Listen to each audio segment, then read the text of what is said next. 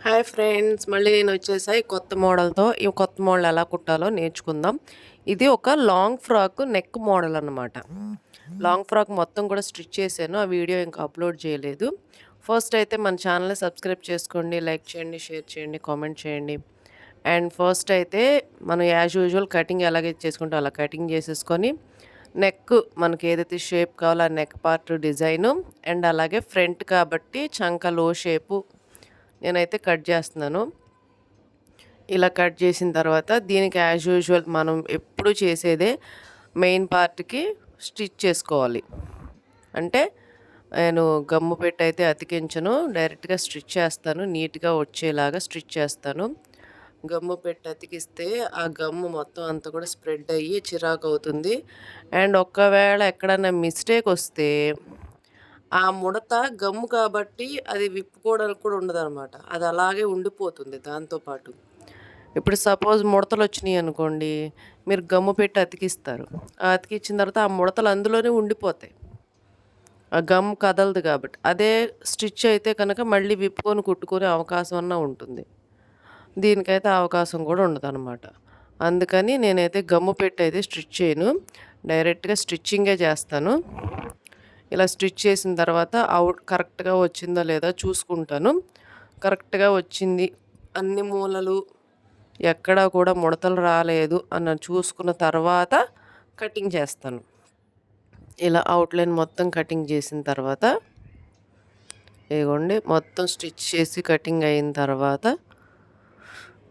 ఇప్పుడు ఈ ఇలాగా ఫ్రంట్ పార్ట్ అలాగే బ్యాక్ పార్ట్ కూడా నేను రెడీ చేసుకున్నాను.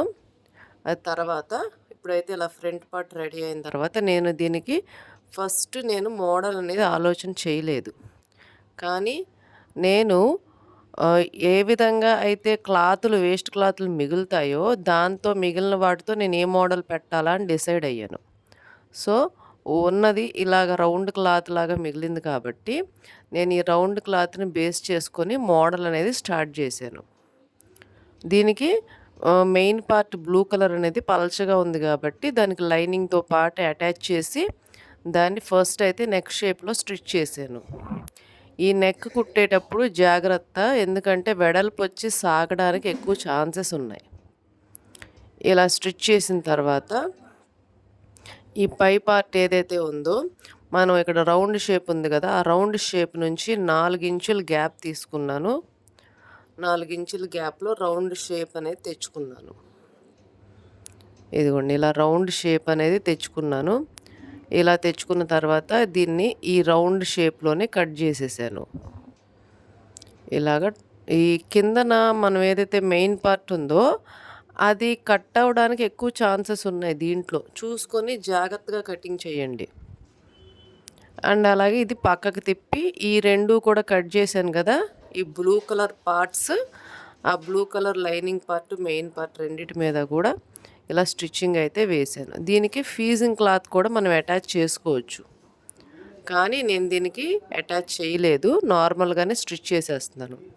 లేదనుకోండి ఫీజింగ్ పేపర్ ఏదన్నా ఉంటే మీ దగ్గర ఆ ఫీజింగ్ పేపర్ కూడా ఈ మోడల్‌లో అటాచ్ చేసుకోవచ్చు. ఇప్పుడు మనం ఏదైతే ఎక్స్‌ట్రాస్ ఉన్నాయో మన మోడల్ కాకుండా షోల్డర్స్ దగ్గర ఎక్స్‌ట్రా పార్ట్ ఉంది కదా! ఆ ఎక్స్‌ట్రా పార్ట్‌ని కూడా స్టిచ్ చేసేసి ఆ ఎక్స్‌ట్రా ఉన్న పార్ట్‌ని కటింగ్ చేసేస్తున్నాను. నెక్ కూడా అలాగే కటింగ్ చేస్తున్నాను. ఈ నెక్ అయితే మనకి ఇదంతా వేస్ట్ పార్టే కదా! మనకి ఉన్న షేప్ కావాల్సిన షేప్‌లోకి మనం ఏదైతే మెజర్ చేసుకున్నామో ఆ మెజర్‌మెంట్ షేప్‌లోకి కటింగ్ చేసుకుంటున్నా. అండ్ నేను గోల్డ్ పైపింగ్ తీసుకున్నాను. ఈ గోల్డ్ కలర్ క్లాత్ పైపింగ్ కోసమని 2 పీసెస్ తీసుకున్నాను. ఎందుకంటే నేను 2 లాంగ్ ఫ్రాక్స్ డిజైన్ చేస్తున్నా. కాబట్టి నేను 2 పీసెస్ తీసుకున్నాను. మీరు 1 పీస్ తీసుకుంటే సరిపోతుంది. అంటే నేను ఇద్దరు సిస్టర్స్‌కి కుడుతున్నాననమాట ఒకేలాంటివి. కాబట్టి నేను 2 అన్నీ కూడా 2, 2 కటింగ్ చేసి పెట్టుకున్నాను. 2, 2 మోడల్ స్టిచ్ చేశాను. ఇప్పుడు 2 పైపింగ్స్ కూడా తీసుకున్నాను. నాకు కావాల్సినవన్నీ కూడా డబల్ డబల్ తీసుకొని స్టార్ట్ చేశాను. అండ్ ఇదిగోండి ఇది ఇలా దీనికి అండ్ ఇది దీనికి అలా రెండిటికి వచ్చేలాగా 2 పైపింగ్‌లు అయితే తీసుకున్నాను. ఇప్పుడు పైపింగ్ లోపలికి వెళ్ళేలాగా ఆ పైపింగ్ థ్రెడ్ ఉన్న క్లాత్ మాత్రమే పైకి కనబడేలాగా లోపల వైపుకి స్టిచ్ చేసుకోవాలి. అంటే బయట వైపున కుట్టినా సరే అది లోపల వైపుకి వెళ్ళేలాగా ఫోల్డింగ్ అయ్యేలాగా స్టిచ్ చేసుకోవాలి. ఇలాగా ఆ థ్రెడ్ ఒక సన్నటి థ్రెడ్ మాత్రమే కనబడాలి బయటికనమాట.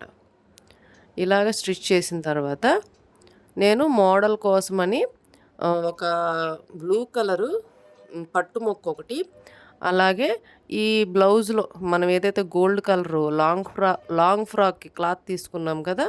ఈ గోల్డ్ టిష్యూ క్లాత్ లాంటిది ఆ క్లాత్ ఒకటి, 2 క్లాత్స్ నేను వాడాననమాట మోడల్ కోసం. ఈ పట్టు ముక్క అనేది నాకు బ్లూ కలర్ లేక వాడాను. మీకు బ్లూ కలర్ ఉంటే గనక మీరు పట్టు ముక్క కాకుండా మెయిన్ పార్ట్‌ని యూజ్ చేయొచ్చు. ఇదిగోండి. నేను దీన్ని నాకు కావాల్సిన షేప్‌లో అంటే 4 సెంటీమీటర్లు ఇటు, 4 సెంటీమీటర్లు అటు ఉండేలాగా ఈక్వల్ ఒక స్క్వేర్ షేప్‌లో కట్ చేసుకున్నాను ఈ పార్ట్స్ అన్నీ గూడా. మినిమమ్ ఒక 2 లైన్‌లు అంటే ఒక పావు మీటర్ క్లాత్ అయితే పట్టింది నాకు కావాల్సిన మోడల్ కోసం. ఇలా కట్ చేసుకొని దీన్ని మామూలుగా అయితే ఈ మోడలు చేత్తో కూడా చేయొచ్చు. మనం చేత్తో కూడా ఇలా తిప్పొచ్చు. కానీ మీకు అర్థం కావడం కోసం నేను ఇక్కడ ఈ సన్నటి సైకిల్ ఓస్ అనమాట ఇది. పైపింగ్ కోసం మనం లోపల థ్రెడ్స్ తిప్పుకోవడం కోసం కూడా దీన్ని వాడతాం ఎక్కువగా. కాబట్టి ఇలాంటిది లేదనుకోండి, మనం చేత్తో వేళ్ళతో కూడా ఇలా దగ్గరగా మడుపుతూ ఉంటే అది వస్తుంది. ఒక లైను రౌండ్‌గా చేసి దాన్ని క్లోజ్ చేసి ఒక స్టిచ్ అనేది వేసేసుకోవాలి. ఇది ఆల్మోస్ట్ టైలరింగ్‌లో మీరు చాలా బ్లౌజెస్‌కి ఈ మోడల్ చూసే ఉంటారు. కానీ దీంట్లోనే ఇంకొక కొత్తగా ఎలా చేయాలి అనేది నేర్చుకుందాం అనమాట ఇప్పుడు. ఇలాగ అన్నీ రెడీ అయిన తర్వాత మొత్తం నేనైతే ఒక 32 మొత్తం ఇవన్నీ ఎన్ని మొగ్గలు అంటారు వీటిని. ఇవన్నీ కూడా ఎన్ని మొగ్గలు పడ్డాయంటే 32 మొగ్గలు పడ్డాయి. అంటే ఒక రౌండ్‌గా మొగ్గు షేప్ లాగా వస్తుంది కాబట్టి ఇది మొగ్గ అంటారు దీన్ని.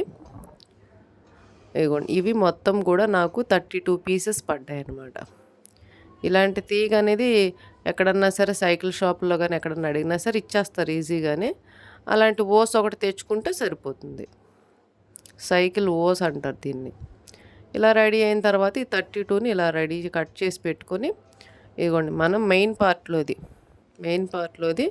ఒక సైడ్ ముక్క అనమాట తీసుకొని దీన్నొచ్చేసి ఇది పల్చగా ఉంది. ఇందులో పల్చగా ఉన్నప్పుడు మనం కనుక ఆ బాల్ పెట్టి దారం పెట్టి కడితే ఆ లోపలున్న ఆ బాల్ అనేది బయటికి కనిపిస్తుంది. నేనేం చేశానంటే దీన్ని ఫోల్డింగ్ చేసా. అంటే అప్పుడు డబల్ అవుతుంది కదా క్లాతు. ఆ డబల్ అయినప్పుడు ఆ లోపల కూడా మళ్ళీ వేరే కలర్ బాల్ పెట్టలేదు. యెల్లో కలరు రేడియం షేడ్ ఉన్న బాల్సే పెట్టాను. అప్పుడేమవుతుందంటే ఈ యెల్లో, ఈ గోల్డ్ కలరు ఇవన్నీ కూడా కలర్ బయటకి అంతలా కనబడవన్నమాట.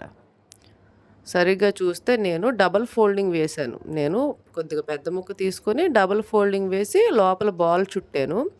అండ్ అలాగే నేను ఎంచుకున్న మొగ్గ, నేను తీసుకున్న బాలు ఈ 2 కూడా కదలకుండా ఒక స్టిచ్ అయితే వేసేస్తున్నా. ఈ 2 డైరెక్ట్‌గా అందులో పెట్టేసి స్టిచ్ చేసుకోవచ్చు. కానీ ఎగుడు దిగుళ్ళు వస్తాయి. అది ముందే మనం స్టిచ్ చేసుకుంటే షేపు, ఆ రౌండు అన్నీ కూడా ఈక్వల్‌గా వస్తాయన్నమాట. ఇది కొద్దిగా అటు ఇటు ఆ పని, ఈ పని అనేది కొద్దిగా టైం వేస్ట్ పని. కానీ మనకు కావాల్సిన మోడల్ కోసం కొద్దిగా టైం అనేది పెట్టాల్సి ఉంటుంది. ఇదిగోండి నేను ఇలాగ కుట్టిన తర్వాత కూడా మళ్ళీ ఎక్స్ట్రా పార్ట్స్‌ని తీసేసా. ఎందుకంటే ఆ ఎక్స్ట్రా వేస్ట్ లోపల ఉండిపోయిందనుకోండి, మనం లోపలికి పెట్టి కుడతాం కదా! ఆ ఫ్రంట్ అనేది మనకి చెస్ట్ మీదకి వస్తుంది కదా! అది ఎత్తుగా కనబడుతుందనమాట. అది ఎత్తుగా లేకుండా నేను ఎక్స్ట్రా వేస్ట్‌ని కూడా కట్ చేసి తీసేసి చిన్న మొగ్గల్లాగా తయారు చేశాను వాటిని. ఇలా చిన్న మొగ్గల్లాగా తయారు చేసిన తర్వాత మనం ఏదైతే పైపింగ్ లోపలికి వెళ్ళేలాగా స్టిచ్ చేసి పెట్టాం కదా దానికి ఇవి లోపలికి పెట్టి పైనుంచి ఒక స్టిచ్ వేసుకుంటూ రావాలి. ఇది స్లోగా నిదానంగా చెయ్యాలి. మనం పెట్టే మొగ్గలు కూడా ఈక్వల్ రేషియో అంటే ఒకదాని పక్కన ఒకటి మనం పెట్టేటప్పుడు ఈక్వల్ గ్యాప్స్‌లో పెట్టుకోవాలి. ఒకటి దగ్గరగా, ఒకటి దూరంగా పెట్టకూడదు. ఈక్వల్‌గా ఒకదాని పక్కన ఒకటి ఈక్వల్‌గా వచ్చేలాగా పెట్టాలి. అలా కనుక మనం పెడితే చాలా నీట్‌గా వస్తుంది. అండ్ అలాగే మనం నెక్ కట్ చేసాం కదా! నెక్ పై భాగము, ఆ నెక్ పై భాగానికి కూడా పైపింగ్ వేసుకోవాలి. నేను కింద వైపు పైపింగ్ వేశాను గానీ, పై వైపు పైపింగ్ వేయలేదు. అది నెక్ మొత్తం కుట్టేటప్పుడు బ్యాక్ నెక్‌తో కలిపి ఒకేసారి పైపింగ్ వేద్దామని ఆపాను. ఈ వీడియోలో అయితే పైపింగ్ వేయలేదు. కానీ మీరు నేను వేయలేదు కదా! వేయవలసిన అవసరం లేదేమో అని అనుకోవద్దు. దీనికి ఫ్రంట్ నెక్‌కి పైపింగ్ ఉంది. అది బ్యాక్ పార్ట్‌తో కలిపి షోల్డర్ జాయింట్ చేసినప్పుడు పైపింగ్ మొత్తానికి ఒకేసారి వేసుకుంటాను. కానీ ఫ్రంట్ మోడల్ అయితే మాత్రం ఇదే. ఇది దీని కింద ఫ్రాకు, ఫుల్ ఫ్రాకు తర్వాత నేను వీడియో అప్లోడ్ చేస్తాను. ఇప్పటి వరకైతే మాత్రం ఫ్రంట్ మోడల్ మాత్రమే నేను పెట్టాను. చూడండి, ఇది చాలా నీట్‌గా ఉంటుంది. అసలు ఇలాగా మనము ఇంట్లో మన ఇది ఒక వేస్ట్ క్లాత్‌లో, మన ఊరికే ఉండిపోయే చీరలో ఇలాంటి మోడల్స్‌లో కుట్టుకోవచ్చనమాట. అది ఎస్పెషల్లీ చిన్న పిల్లలకైతే ఇలాంటి మోడల్స్ ఇంకా బావుంటాయి. సో, అది ఫ్రెండ్స్, ఎలాగుంది ఈ వీడియో? నచ్చిందా? లైక్ చేయండి, షేర్ చేయండి, మా ఛానల్‌ని సబ్స్క్రైబ్ చేసుకోండి. మీకు నిజంగా ఇది బాగుందని అనిపిస్తే కనుక ఒక లైక్ చేయొచ్చు నాకు. అండ్ మీరు ఇలాంటి మోడల్స్ కుట్టడం వల్ల మీకు ఇంకా బాగా మోడల్స్ కుట్టడం అనేది అలవాటవుతుంది. కొత్తగా నేర్చుకునే వాళ్ళు ఎవరికన్నా సరే ఈ మోడల్‌లో ఇంకేమైనా డౌట్ ఉంటే గనుక నన్ను కామెంట్ చేయండి. ఓకే.